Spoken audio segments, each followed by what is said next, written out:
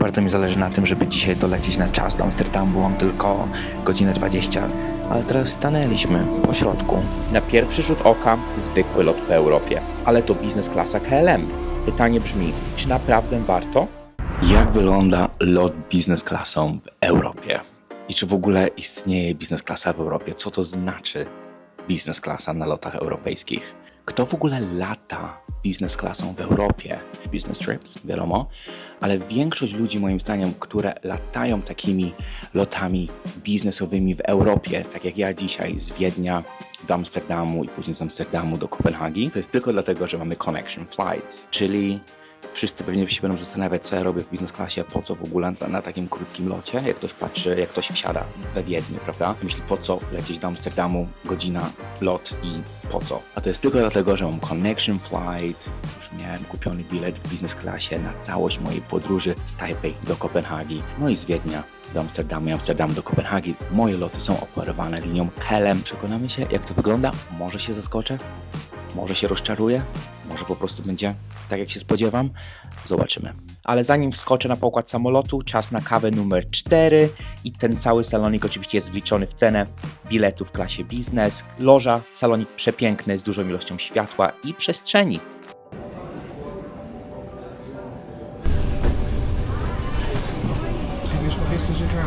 Good morning. Hello.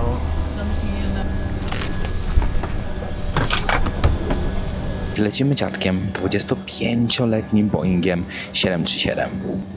Konfiguracja tego samolotu to jest 3-3, ale właśnie jeżeli ktoś leci biznes klasą, europejską biznes klasą, to siedzenie po środku między dwoma pasażerami będzie zablokowane. To jest główna różnica siedzenia w biznes klasie w Europie, a siedzenia w klasie ekonomicznej. Siedzę przy ściance, więc mam więcej miejsca na nogi, ale też osoby, które siedzą w biznes klasie, czyli kabina oddzielona firanką, kurtynką, mają też trochę więcej miejsca na nogi. Bardzo mi zależy na tym, żeby dzisiaj dolecieć na czas do Amsterdamu. Mam tylko godzinę 20, żeby złapać kolejny lot do domu, do Kopenhagi, więc mam nadzieję, że nic się nie obsunie. Jest 9:10 minut mamy już wystartować, ale boarding jeszcze nie jest zakończony, więc ludzie dalej wchodzą na pokład. Mam nadzieję, że to wszystko pójdzie trochę sprawniej niż na razie. Energia jest mocna ze strony załogi, bo przy wchodzeniu na pokład przywitali się, uśmiechali do wszystkich dzieci, dali im jakieś takie małe prezenciki do każdego dziecka, które wchodziło na pokład. Więc bardzo słodko z ich strony, także KLM Crew... Yes. Także KLM Crew zawsze z mojego doświadczenia przynajmniej jest taka bardzo rzeźka, uradowana, wesoła załoga, pełna energii i zawsze właśnie lubią rozmawiać z ludźmi, z pasażerami. Zawsze miałem dobre doświadczenie, jeżeli chodzi o załogę z KLM. Zobaczymy, jak będzie dzisiaj. Mam nadzieję, że dolecimy do Amsterdamu na czas. Mam bardzo krótką przesiadkę i muszę zdążyć na mój lot do Kopenhagi. Wszystko szło dobrze. Zaczęliśmy ruszać na czas, ale teraz stanęliśmy po środku i kapitan się odezwał, że czekamy na technika. Wydaje mi się, że to jakaś śrubka po prostu wypadła od tak. To jest maszyna, która wypycha samolot do pasu startowego poza tarmac. Także mi się wydaje, że coś stamtąd wypadło i po prostu chcą się upewnić, czy wszystko jest ok. I z samolotem, i z tą maszyną. Jak się okazało, to nie było nic poważnego, ta śrubka, która wypadła, to była z maszyny tak, a nie z samolotu. Dlatego kocham lotnictwo, bo właśnie warto się upewnić, że wszystko jest ok, dlatego to jest jeden z najlepszych, najbezpieczniejszych środków transportu, jaki jest na świecie. Po ponad 40-minutowym opóźnieniu w końcu jesteśmy na pasie startowym i ja dalej mam nadzieję, że zdążę na mój kolejny lot.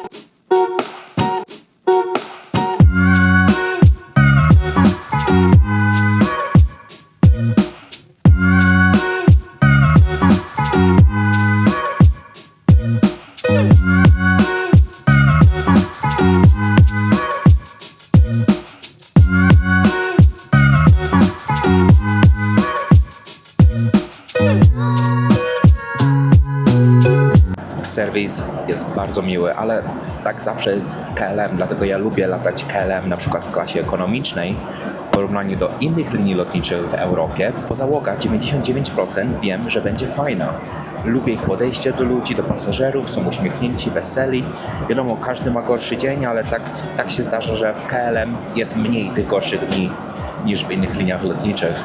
Fajnie, że dali nam menu i tutaj szef pokładu, kto się z nami tutaj obsługuje w klasie biznes, zwraca się do wszystkich po imieniu.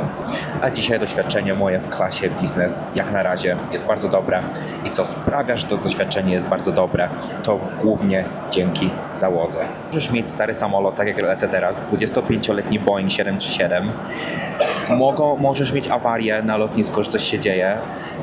Wiadomo, w środku to wszystko nie wygląda ładnie, jest brzydko, to jest stary samolot, nie jest za czysty i tak dalej, ale co to wszystko ratuje, to właśnie taka uwaga do detali, przykuwanie uwagi na detale, typu zwracanie się po nazwisku, po imieniu do ciebie, bycie uśmiechniętym, bycie przyjaznym, uprzejmym i to chyba sobie bardziej cenię niż na przykład nowy samolot, a obsługa miałaby być bardzo ponura i nieuprzejma, więc coś za coś. Nie wiem jak wy wolicie, ale ja soft product o wiele bardziej wolę niż hard product. Można powiedzieć w ogóle, można zauważyć, że od razu jesteśmy w Europie, bo sztućce drewniane, gdzie na przykład w Azji zazwyczaj takie sztućce są metalowe.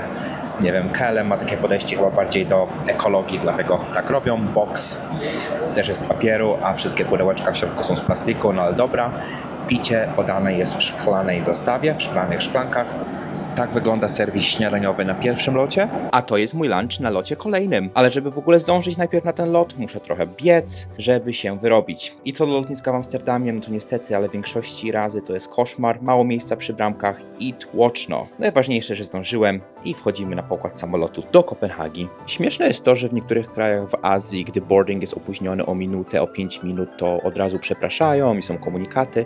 A tutaj boarding opóźniony o 15-20 minut i zero jakiegokolwiek komunikatu. No ale dobra. Ten lot operowany jest też przez Boeinga, który ma tym razem 19 lat, ale kabina w środku, jak sami widzicie, jest odnowiona, świeża i naprawdę bardzo, bardzo ładna. Ale wiecie, co nie jest piękne i ładne? Czystość kabiny. Szkoda, bo samolot jest nowy, więc dobrze byłoby też zadbać o to, że jest poprawnie posprzątany. Cały lot jest pełniutki, ale całe szczęście pushback jest na czas i jesteśmy gotowi, żeby wystartować.